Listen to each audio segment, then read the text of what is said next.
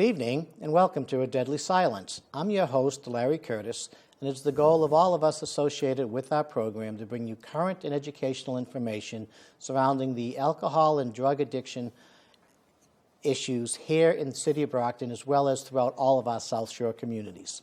This evening, we're pleased to have with us Christopher O'Connor, or Chris, and Chris is a student in clinical psychology at Williams James College. That's in Newton, Massachusetts, I believe, and is a member of the school's Opioid Crisis and Advocacy group, as well as a person in long-term recovery.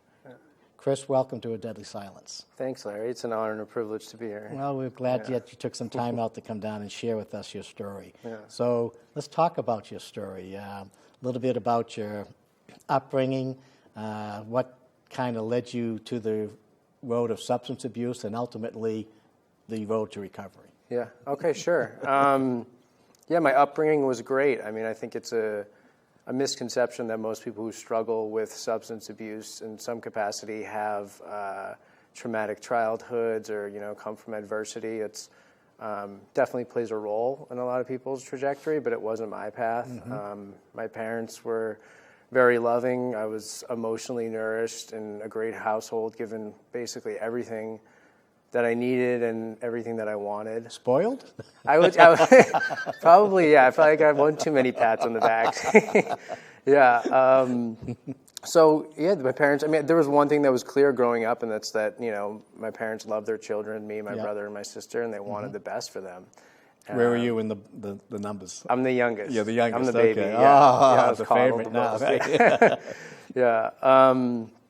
And so, as a kid, I always felt like different. I felt a little aloof, and like I earned certain tags, whether it be like ADHD, a loner, something like that. It's always kind of different. And even before I started using drugs and alcohol, like there were certain things I did that, looking back, were indicative that like I might have some sort of problem. I'm one of those people that really believes the chemicals were the solution to something else that I have. Mm-hmm. So this problem, this underlying thing inside me. So the magic pill is always there to cure whatever ails you. Yeah, exactly. And the magic pill, when I was a kid, it was, it was bombs and fire, and it was obsessively doing anything, and it was like, I think those were sort of the first signs that maybe something was like a little different, and hindsight's 20/20, and that's how I make sense of it now.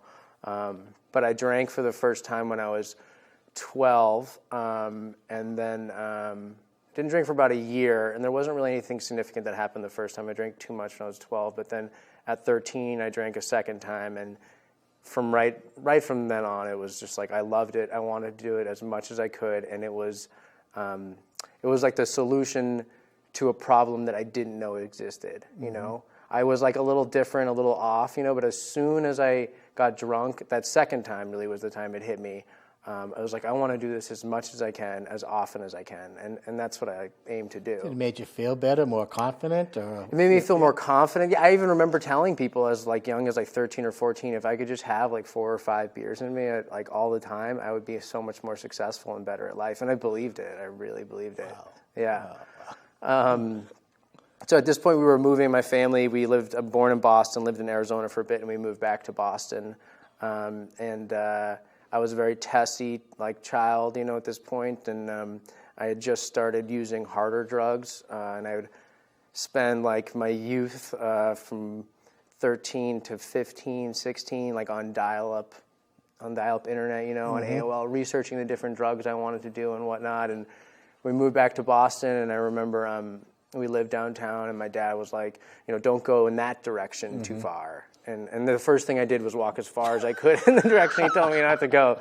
And I found where you could buy drugs. And I would, I'd ask people, I wanted to try hallucinogenics or something. I said, do you have ketamine? And they were like, no, they have crack. And I was like, okay, whatever, whatever you got. So I would try whatever, things were. So there was no breaks. It was immediately from the beginning. I would do and try anything. But I will add that, I always, like I said, my parents were very loving, and I was never really, I was a little defiant, but not openly defiant, where while I was at home, if my family said come home at 11 or something like that, or come home at 12, I'd, come home an hour late, but I wouldn't just totally give them the bird and not show up. Yeah. So as long as I was sort of under their thumb, there was some sort of rules and regulations that I would abide to. So because of that, despite my budding alcoholism, I was able to do okay in high school, I kind of functioned a little bit, while I was at home.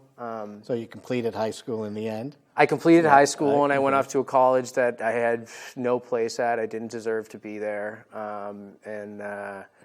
And then I just fell flat on my face. Is that academically you didn't deserve to be there, you mean?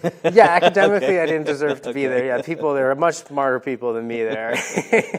And I was already a daily, I smoked pot every day. My senior year, they sent me to an intensive outpatient because I started drinking before school in the morning because the pot made me nervous.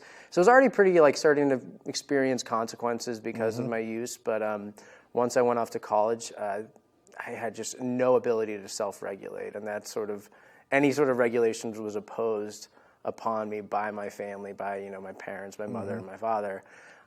So I went off to school, and I started drinking around the clock, and it was, I remember actually living with a kid, and the birds started chirping outside once, and he went and closed the window, and because the birds were chirping, and he was an alcoholic too, and he grabbed a bottle of vodka, and he took a slug off of it while he was in bed.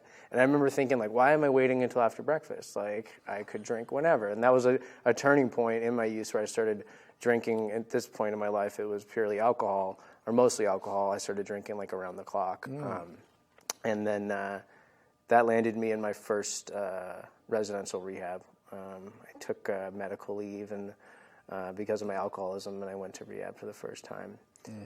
And at that rehab, I saw my dad checked me in, and I saw him cry for the first time actually, in the parking lot. And he's sober 30 years. My brother's sober as well. Yeah, and and I felt very uncomfortable with it, and I was maybe a genetic history there a little bit, that was a contributing factor? Totally, yes. Yeah, so my dad's one of 11, and it's all over that side of the family. And so I went to that first rehab, and I remember I like talking about it because I had every inclination to stop drinking and stop using, and but I wasn't going to listen to anyone. I wasn't going to follow any sort of advice, and I was exposed to. I'm someone who believes there's many different paths to recovery. But at this point, something that I use in my own life is one of the 12-step fellowships. Yeah. But I was exposed to the 12 steps for the first time in that treatment center, and I remember getting angry. I was like, you're paying all this money, or my family's paying all this money, and there's doctors and science and medicine, and this is the best thing that they have to offer. It seemed sort of like folklore, and I didn't really buy into it. So I left that rehab, and I had every inclination to stop, and I accrued the things that I thought would make me happy, and that was within 4 or 5 months. I was living in a guard gate community. I had the girlfriend that everybody wanted, so I wanted. I was tanning. I had a personal martial arts teacher, a personal guitar teacher, a personal trainer. It was a silly life. I accumulated everything I thought would make me happy, and I was just miserable. I was a total wreck. I couldn't sit with myself, and so I picked up. I did the only thing that I knew in my entire life would offer me any sort of relief, which was put chemicals into my body. And I always like to kind of draw, there's the analogy or whatever of I feel like a lot of times when people abuse substances, it's sort of when you're a baby and you're crying out, you discover your thumb, and then you suck your thumb and you learn how to self-soothe, and that's the first thing you learn. Well, we learn how to self-soothe with substances. So at that point in my life, when I was feeling miserable and feeling upset, I tried filling it up with these material things, and it wasn't working. I wasn't getting soothed. So the only thing I knew that really relieved that bondage of self inside me was getting high. Right. So I went to different doctors. I got benzodiazepines, and I took a bunch of them, and I got drunk, and then in a blackout, I robbed a veterinarian clinic. So for more substance. For more substance. For more substance. I don't actually have recollection of it, and it ended up turning into like a really big case where there's a helicopter on the scene, and I fought the police, and one of the police officers got injured, and so at that point in my life, it took a big turn. Yeah, it took a really big turn. Yeah, and the crazy thing is that resolve I had from the first treatment center I went to, where I was like, I'm going to stop. I'm not going to listen to anybody, but I'm going to stop. That resolve was gone too. So I ended up being bailed out, and for 2 years I fought this massive case in treatment, remanded to treatment, and I would get high in treatment. I'd run away from treatment, and my family was at wit's end. They tried everything. They tried this real medical model, like psych hospitals, where I was on antipsychotics and all sorts. I was on 30 different medications. We wrote them all down over a course of a couple of years. And then I was in the therapeutic communities, which is like a behavior modification model where they break you down. And it was my family grasping at straws, trying to like make me change my life, when I was totally unwilling to do it. And things just got worse. I mean, it was like a really, really dark period. And honestly, if we have 28 minutes, I could spend 5 hours talking about this. 'Cause it just got I'm sitting worse. there going, we got to extend the show another hour. Exactly. Yeah. So you're basically out on bail. Yeah. You've committed some crimes. You're still dealing with the substance abuse disorder. Yeah. So what became the turning point? What became the turning point? Okay, so there was a whole bunch of stuff. I'm going to put Right, that yes. all. I'm going to put that We all. need We'll to go to the fast turning forward point. a We'll go to little the turning point. Yeah. So I was in and out of jail a few times, and then I finally got my probation transferred back to Massachusetts. My family brought me back home. I was living in Southern California when that incident happened, and the first thing, it's not a very neat linear path for a lot of us to recovery, but the first time that I actually started to make change was happened at McLean Hospital. I met a very unique doctor, and he was doing my biopsychosocial, and he was filling it out, or I'd already filled it out. He was looking at it, and he saw that I was into hallucinogenic drugs. This is a very strange story, and mind you, at this point, I was my drugs of choice was alcohol, heroin, and cocaine. I did heroin all day, every day. I had to stay well, and I drank and I shot cocaine too. That was sort of the trifecta, and it was really bad. It was a very progressed state, but I still sometimes would take these hallucinogenic drugs sometimes. And this doctor was like, why do you like those drugs? And then I was sort of telling him, and I was doing these bizarre things called research chemicals, and this is 10 years ago when people didn't really know what they were, and he knew everything about it. And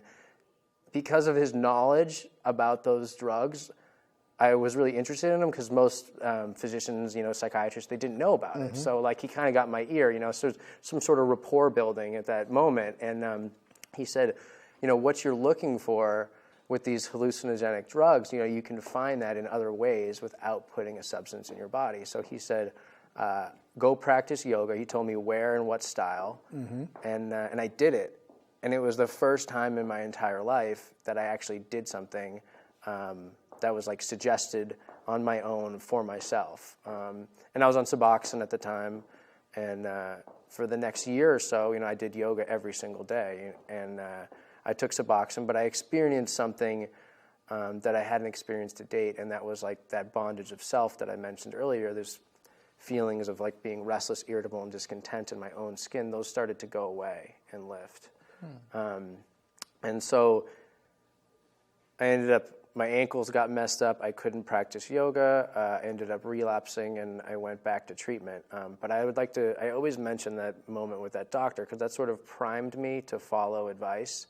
And when I relapsed, it immediately got bad. Every time I blacked out, went on a bus to Harlem. I ended up on the street in Harlem. My brother and sister came find me and brought me back to Massachusetts.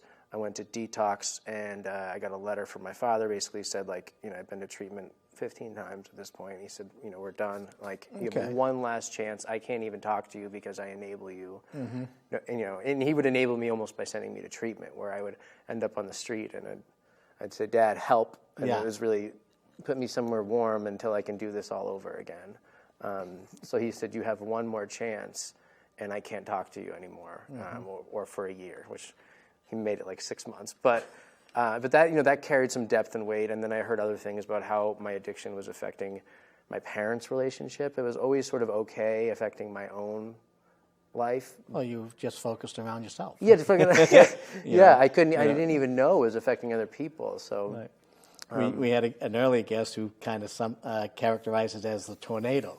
Not realizing what the cause and effects are. Happening and you're in around the it. center. Yeah, you're in the eyes. Center, the calm part, Yeah. because you're looking at yourself. But meanwhile, turmoil is circulating. And anytime that gust of wind hits you, you just medicate it with some heroin or something, then you don't feel it. But everybody else feels the full brunt of the force. So Dad got to the point, and he says, "That's it. That's it. I'm done. Exactly. I've been there. I know." Exactly. Go ahead. So then I was in this treatment center, and I kind of actually didn't immediately change. And I was like surrounded myself with books, and I was treating it like I was doing time, like I was in prison. And I was like, it was ringing. It was in the back of my head. I was primed from the yoga, and I had some stuff with, hearing about how my addiction affected my family. But I really didn't want to connect with other human beings. I liked the yoga thing because I didn't have to talk to other people, and I wanted to isolate always. I was very afraid to communicate with other people and to be open and honest and vulnerable. And so I was sitting on the bed, and I was like, I've done this like 14 times before, and there's all this stuff going on. And I was like, maybe I have no clue what I'm doing with my life, and I need to listen to another human being. And I had a counselor there. His name is Dave LaRock, and I just did everything he told me to do, even if I didn't want to do it. I just followed his advice to a T, and I trusted him. He had been through it himself. You got to a point that you convinced yourself you needed to listen to somebody else. I needed to listen. Yeah, I couldn't listen to this. Right, that's what it was. Yeah. It was like, I can't trust this. Okay. All right. And so you didn't even buy into it, but you were doing it. Yeah, exactly. I was like, he doesn't know what he's talking about, but I was like, I don't know what I'm talking about, so maybe he knows a little better than I do. Nothing else would work. What the hell would I try this? Exactly. So it was through him that I ultimately got exposed to one of the 12-step fellowships, and through there, I just happened to meet some of the most amazing people. And I love to poke holes. I still do it for fun and things, and it's very easy to do that. But I found that when I was honest, open-minded, and willing, and these are words are from the program, that I was really able to connect with people in ways that I had never done before. And those same principles, I try to apply them to all the areas of my life, and it doesn't just have to be in a church basement with people smoking cigarettes outside, whatever. You can do it in all different areas, and applying those principles, I've been exposed to other things that have been extremely beneficial in my life and have helped me, because if I stop doing the things which I've done that help me, that sort of center me, I immediately go back to that baseline restlessness, irritable, and discontentness. And if I do that, I can only make it a matter of hours, weeks, months until I pick up a drink or a drug. That's the longest I can last on my own willpower. So literally, I have to replace it with something else. And I'm interested in those things. That's the great thing today, is that I have passion in them, and there's something that I'll actually pick up. I mean, I watch a lot of TV and eat a lot of ice cream, don't get me wrong, but those are the things that when I'm not, vegging out or something, that I'll actually explore on my own. So tell me a little bit about, you're enrolled now at Williams James College. You're in a psychology program, clinical psychology program. Tell us a little bit about how you became involved with the student advocacy group. Sure. Well, I'll start by saying I think you had Megan on at one Correct. point, right? Yes. Correct. Yes. Megan is the glue of the group, and I am probably the least productive member of the group. So I got involved, obviously, because of my personal history, and that's why I ended up at William James to start. Is I worked a little bit on the business and administrative side of the treatment industry, and I was like, I like working with patients, and I want to be a clinician, and I also saw there was a dearth, there was a void in terms of higher, upper level degrees for people treating substance use. I felt that you needed more people with doctorates that have experienced it themselves, and so that was kind of the push for me to enroll in the program. And then from there, it was like naturally, I'm gonna join that group, and so I'm sure Megan shared a little bit maybe more about it on the show, but I mean.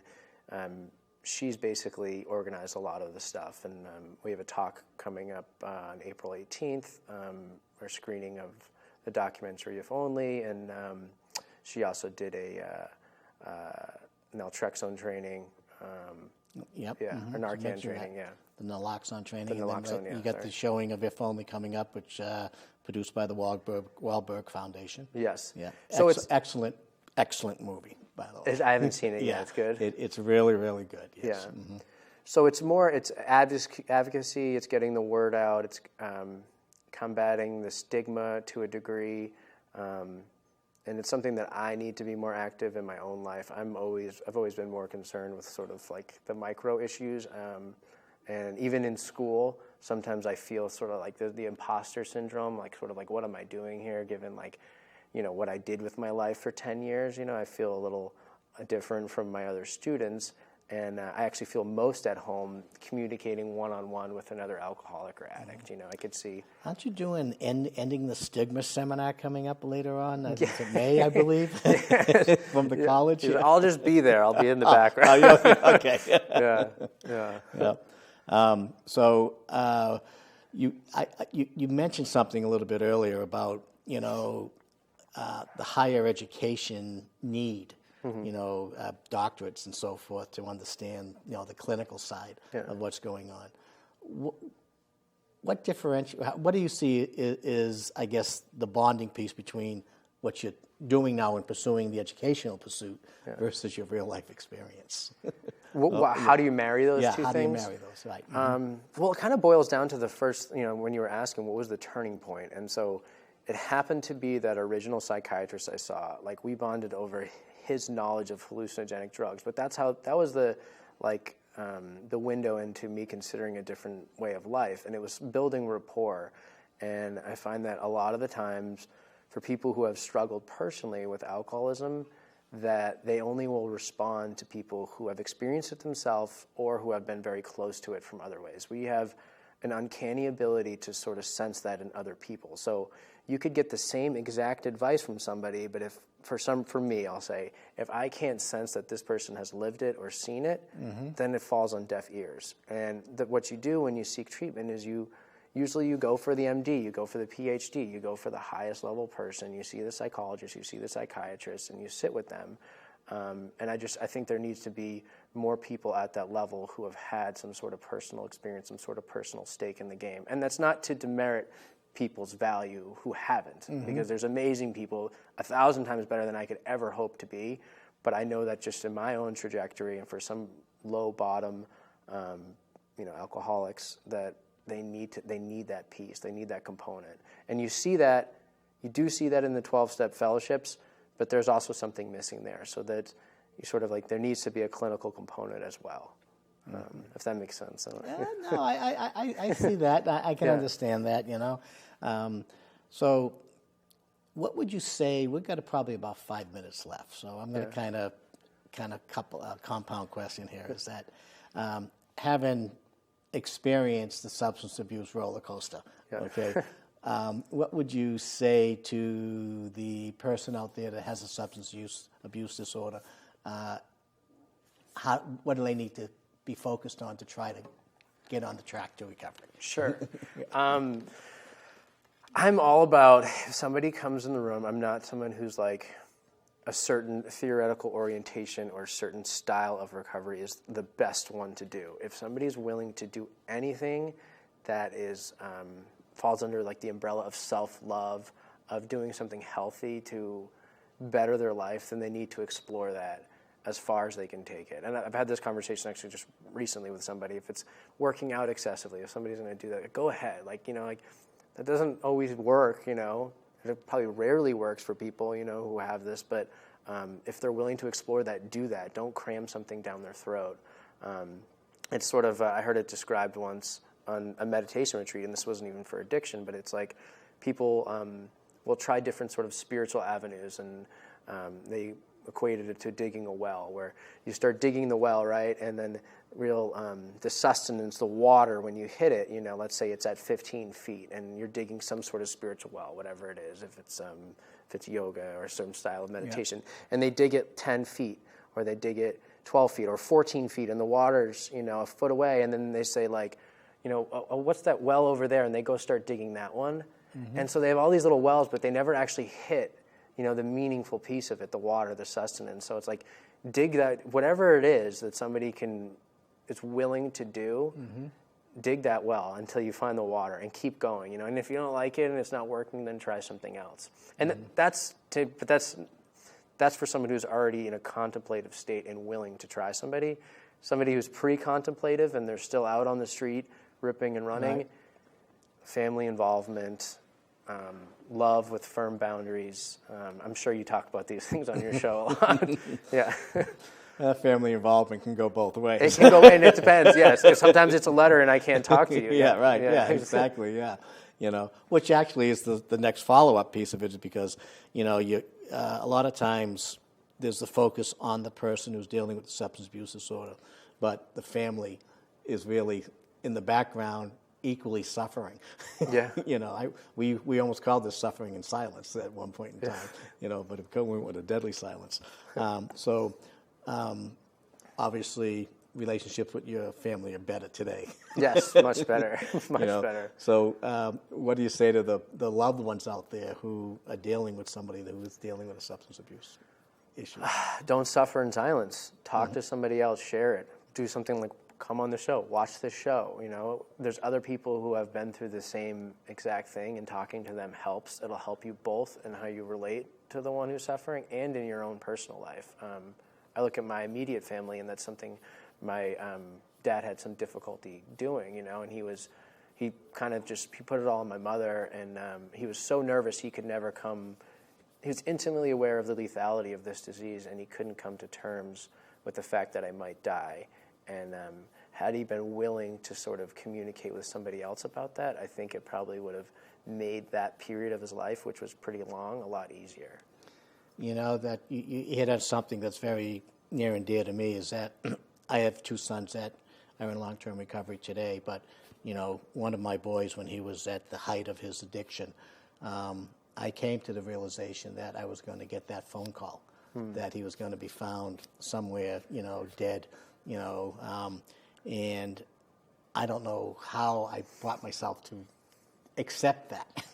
Yeah. That reality potentially could happen, but the opposite side of that was that I couldn't accept the fact that my son would go out and potentially kill somebody else as a result of the addiction and the disease, and what that would impact on myself, let alone the family that may have lost somebody out there. I was more concerned of that happening than literally losing my son. Oh, okay. My son at that time, But we were blessed and we were lucky.